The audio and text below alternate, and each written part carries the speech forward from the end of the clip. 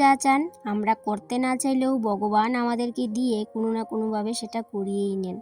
আজকে আমাকে দিয়েও ভগবান সেই কাজটা করিয়ে নিল যেটা আমি আজকে একদমই করতে চাইনি। যাই হোক বন্ধুরা, অনেক কথা হবে, তার আগে বলো তোমরা সবাই কেমন আছো? আশা করছি রাধা মাধবের কৃপায় সবাই ভালো আছো। কথা বলতে বলতে যে কোথায় কোথায় ভুল করে ফেলি সেটাই অনেক সময় বুঝতে পারি না। এই যে বললাম যে ভগবান আজকে আমাকে সেই কাজটাই করে নিল যেটা আমি করতে চাইনি। আসলে আজকে যেই কাজটা করেছি সেটা আমি করতে চেয়েছিলাম, তবে হ্যাঁ, গতকালকে যেই কাজটা করেছিলাম সেটা আমি করতে চাইনি, তবু ভগবান আমাকে দিয়ে সেই কাজটা করিয়ে নিল। আজকের দিনটা ছিল রবিবার, দেখো আরেক রবিবার আসতে চললো, আর এতদিনে আমি তোমাদের সাথে আমার পুরোনো দিনের ব্লগ শেয়ার করছি। আমার যেমন অন্যদের বেশি দিনের পুরনো ব্লগগুলো দেখতে একদমই ভালো লাগে না, জানি তোমাদেরও কিন্তু ঠিক একই রকম, আমার এই পুরনো ব্লগগুলো দেখতে একদম ভালো লাগছে না। কিন্তু কি করব বলো, এত কষ্ট করে ব্লগগুলো শ্যুট করে রেখেছি, সেগুলো যদি শেয়ার না করি তাহলে আমার কষ্টগুলো জলে জ্বলে যাবে। যেহেতু গতকালকে একাদশী পালন করেছে, আজকে তো পালনটা সময়ের মধ্যে করতেই হবে, সেই জন্য সকালবেলা ঘুম থেকে উঠেই ঘর দুয়ার মুছে স্নান করে সোজা চলে আসলাম ঠাকুর ঘরে। তারপর পালনাটা করে নিয়েছি, আর আজকে চিড়ে কলা দিয়ে পুজো দিয়েছি, আর তার সাথে আম। তো এদিকে প্রসাদ নিয়ে নিলাম, নিয়ে ঠাকুর ঘরের বাসন কুসন যা ছিল ধুয়ে মেলে দিলাম। আজকে ভেবেছিলাম মিনি রাইস কুকারটার মধ্যে চাল আর আলু সিদ্ধ দেবো, মানে অন্ন করব, আলু সিদ্ধ দিয়ে ঘি দিয়ে ঠাকুরকে দেব, কিন্তু আর দিতে পারলাম না। ওই যে কারেন্টে এতটা ডিস্টার্ব করছিল সকাল থেকে, জানো বন্ধুরা, মাঝে মধ্যে এতটা খারাপ লাগে সবগুলো নিয়ম পালন করতে পারি না বলে। কি করব বলো, সংসারের সব কাজ একা হাতে করতে হয়, চাইলেও কিছু কিছু নিয়ম কানুন করে উঠতে পারি না।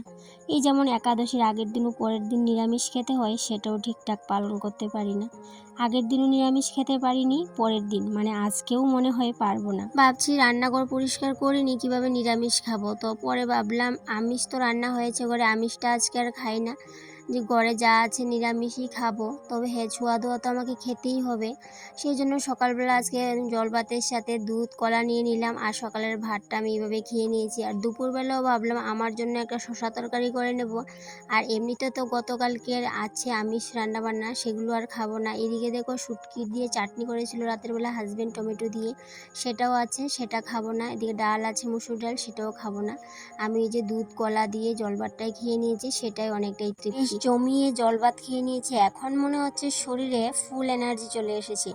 এখন দৌড়াতে দৌড়াতে রান্নাঘরে সমস্ত কাজ কিন্তু আমি এক নিমেষেই করে নিতে পারবো। আসলে বন্ধুরা, এটা আমার মনের ভাবনা, এক নিমেষে তো রান্নাঘরের কাজগুলো করে নিতে পারবো না চাইলেও, কাজগুলো করতে তো হাতে একটু সময় নিয়েই করতে হবে। তবে হ্যাঁ, বাইরে আজকে তেমন কোনো কাজ নেই, যেহেতু কটা দিন ধরে এত বৃষ্টি হচ্ছে, আর বাইরে উঠান ঝাড় দেওয়া, কাপড় ধোয়া, সেগুলো তো একেবারেই বদ্ধ। তো বাইরের কাজ না থাকাতে আজকে শুধুমাত্র রান্নাঘরের কাজ, ঘরের কাজ, এগুলোই করব। তো এদিকে শসা তরকারি তো করবো বলেছিলাম, শসাগুলোকে কেটে নিচ্ছি। ওই যে কালকে পারানা করার জন্য শসা, আম এগুলো এনেছিল, তো ঠাকুরকে দিয়েছি, আর বাকি শসাগুলো নিয়ে এসলাম রান্নাঘরে। এদিকে ভাতটা বসিয়ে শসাটা কেটে নিয়েছি, আর এদিকে ভাবলাম আজকে শসা তরকারিটা করব, তার সাথে করব আজকে শুটকির বড়া। আমি না খেলেও ঘরে তো আরও খাওয়ার মানুষ আছে, সেই জন্য। তো এইদিকে আবার রান্নাটা বসিয়ে দিয়ে গ্যাস সমস্ত কিছু মুছে পরিষ্কার করে নিচ্ছি। জানো বন্ধুরা, পরিষ্কার পরিচ্ছন্ন রাখতে আমি ভীষণ পছন্দ করি, সেই জন্যই বলতে পারি একটু পরিশ্রম করি, দরকার হলে ডাবলও খাটনি খাটি। এই যে রান্নার করতে করতে পরিষ্কার করছি, আবার রান্না হয়ে গেলে কিন্তু আবার পরিষ্কার করব। রান্না করতে করতে যে তেল ছিটা ফুটা পড়ে, সেগুলো দেখতে না আমার কাছে কীরকম যেন একদম বাজে লাগে, সেই জন্য রান্না করতে করতেও যে কতবার মুছে পরিষ্কার করি গ্যাসটা, তার ঠিক ঠিকানা নেই। পরিষ্কার পরিচ্ছন্ন রাখাটাই হচ্ছে আমার নেশা, আর এই নেশাটাকেই কিন্তু আমি খুব ভালোবাসি, কারণ এই নেশাটা যদি না থাকতো তাহলে আর কখনোই নিজের ঘর দুয়ারটাকে এত সুন্দর পরিষ্কার পরিচ্ছন্ন রাখতে পারতাম না। এদিকে শসা তরকারিটা সম্বাস দিয়ে দিয়েছি, আর এদিকে নিয়ে নিলাম ছেলের জন্য একটু ভাত, কারণ ছেলে এখন যাবে টিউশনে। তো ভাত তো প্রথমে নিয়েছিলাম, তারপরে আবার ও বললো একটু কমিয়ে নিতে, সেই জন্য একটু কমিয়েও নিচ্ছি। তো ওকে ভাতটা মেখে দেবো, তারপর ও খেতে খেতে আমি বাকি কাজগুলো করে নেব।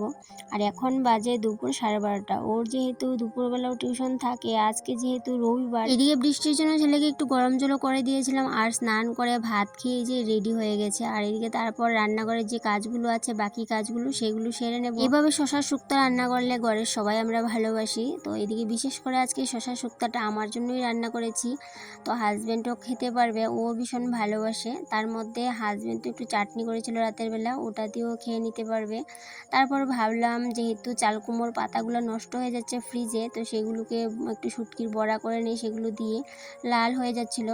কিছুদিন আগে বাড়িতে যখন গিয়েছিলাম তখন কিন্তু এই পাতাগুলো এনেছিলাম বাড়ি থেকে, কিন্তু খাওয়া হচ্ছিল না। আজকে যদি রান্না না করি সেগুলো আজকেও নষ্ট হয়ে যাবে, সেই জন্য আজকে এইগুলোকে কোনো মতে বেছে পরিষ্কার করে নিয়ে আসলাম আর শুটকির বড়াটা করে নিয়েছি। তবে হ্যাঁ, মরিচ বাটাটা আমার আগেই ফ্রিজে ছিল, সেই জন্য খুব সহজে রেডি করে নিয়েছি। আর এখন এই যে শুটকির বড়াটা করে নিলে বেশ রান্নাবান্না আজকে আমার কমপ্লিট। ছেলের জন্য চিন্তা করতে হবে না, ও কিন্তু শুটকির বড়া আর এই শসা তরকারি দিয়ে খেয়ে নিতে পারবে, কারণ শুটকির বড়াটার মধ্যে আমি এতটাও ঝাল দিইনি যাতে ছেলে না খেতে পারে, সেরকম ঝাল হয়নি। তো এদিকে শুটকির বড়া তো কমপ্লিট হয়ে গেছে। তারপর আবার গ্যাসটাকে মুছে নিয়েছি, কারণ যতবারই রান্না করি যাই কিছু এই যে তেলের ছিটা পড়ে আর সেটা দেখতে ভালো লাগে না, সঙ্গে সঙ্গে মুছে নিই। এদিকে শুটকির বড়াগুলো দেখো কিভাবে ফেটে যাচ্ছে, পাতাগুলো ছিঁড়ে যাচ্ছে, আর এগুলোকে উল্টাতে আমার কতটা যে কষ্ট হয়েছিল কি বলবো। তো যাকে অবশেষে সেগুলোকে অনেক কষ্ট করেই কিন্তু আমি উল্টিয়ে পাল্টিয়ে নামিয়ে নিলাম, মানে অনেকটাই কষ্ট হয়েছিল। পাতাগুলো কেন জানি না ছিঁড়ে গেছে। তারপর এদিকে আবার সমস্ত কিছু পরিষ্কার করে নিচ্ছি। আচ্ছা বন্ধুরা, তোমাদের একটা কথা জিজ্ঞেস করব, যাদের ঘরে কিচেন চিমনি আছে তাদেরকে জিজ্ঞেস করছি বিশেষ করে কথাটা, যে কিচেন চিমনি লাগানোর পর কি এভাবে তেল চিটচিটে হয় নাকি গ্যাসের উপরে, সেটাই জিজ্ঞেস করার ছিল। কারণ কিচেন চিমনি লাগানো থাকলে শুনেছি যে তেল চিটচিটের ব্যাপারটা একদমই হয় না, ঘরে তেল কালি হয় না। তো আমাদের ঘরে তো আর কিচেন চিমনি নেই, যেহেতু টিনের ঘর, সেই জন্য আমাদেরকে একটু বেশি পরিশ্রমটা করতে হয়। যাই হোক বন্ধুরা, অনেক কথা বলে নিয়েছি। আর তোমাদের কারোর যদি এই কথাটার উত্তর থাকে তোমাদের কাছে, অবশ্যই আমাকে কমেন্টে জানিও।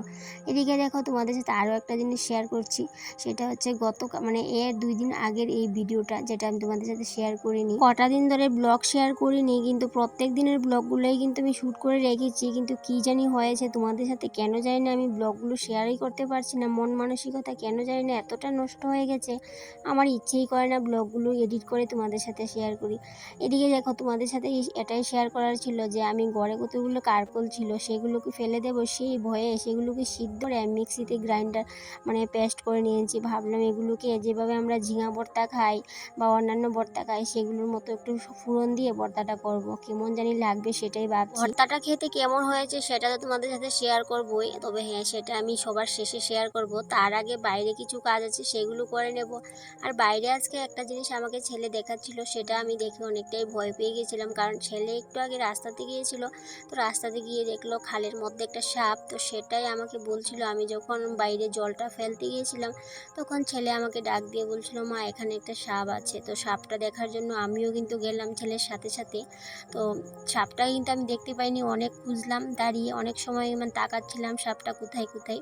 তো শেষ অবধি সাপটাই কিন্তু আমি দেখেছি। সত্যি কথা বলতে সাপ আমি তেমন ভয় পাই না, সাপটাকে দেখে আমি চলে আসলাম আমার নিজের কাজে। তো এদিকে বাসন কুসন মেজে ঘরে চলে গেলাম, গিয়ে ভর্তাটাকে এখন ফোড়ন দেবো। আর ভর্তাটা না কীরকম হয়েছে জানো, ভর্তাটা না একদমই ভালো হয়নি, একদম ভালো হয়নি বলবো না। হাজব্যান্ড বলেছিল মোটামুটি হয়েছে, তবে হ্যাঁ, হাজব্যান্ডের যে মোটামুটি কথাটা শুনে আমি কিন্তু আর এই ভর্তাটাকে খাইনি। এক্সপেরিমেন্টস করতে গিয়ে আমার মানে যখনই আমি ভর্তাটাকে ফোড়ন দিয়েছিলাম তখনই কেমন জানি আমার মনে হচ্ছিল ভর্তাটা অতটাও ভালো হবে না। তার মধ্যে আবার হাজব্যান্ডের এই কথা শুনে আমার না আরও ইচ্ছে করলো না যে ভর্তাটা একটু খেয়ে দেখি, সেই জন্য আর ভর্তাটা একটুও টেস্ট করে দেখলাম না। অনেকটাই গ্যাস পুড়েছে, তেল মানে অনেকটাই সময়ও নষ্ট হয়েছে। অনেকক্ষণ সময় ধরে কিন্তু ভর্তাটাকে আমি টানিয়ে নিয়েছিলাম খুব সুন্দর করে, কিন্তু ভর্তাটা নাকি একটু তিতকি মেরেছে, মানে একটু তেতু তেতু লেগেছে। তো কেন তেতু লেগেছে সেটাই বুঝতে পারলাম না। মাঝে মধ্যে এভাবে বাড়িতে আমি একটু এক্সপেরিমেন্টস করতে যাই, তবে অনেক সময় ভালো হয়, অনেক সময় খারাপ হয়। যাই হোক, আজকেরটা খারাপ হয়ে গেল। বন্ধুরা, আজকে হচ্ছে বাড়িতে এসএসজির মিটিং আছে আমাদের গ্রুপের, সেই জন্য কাপগুলোকে ধুয়ে নিচ্ছি, সব রেডি করে রাখি, বিকেলবেলা তো মিটিং হবে। তবে হ্যাঁ, মিটিংয়ের মধ্যে খাওয়া দাওয়ার কোনো রুলস নেই, তার মধ্যেও আমার ইচ্ছে করছে যে ওদেরকে চা খাওয়ানোর জন্য, সেই জন্য কাপগুলোকে ধুয়ে রেডি করে রাখছি। তাহলে বন্ধুরা, আজকের ব্লগটা এই পর্যন্তই রইল, আবারও দেখা হবে, টাটা।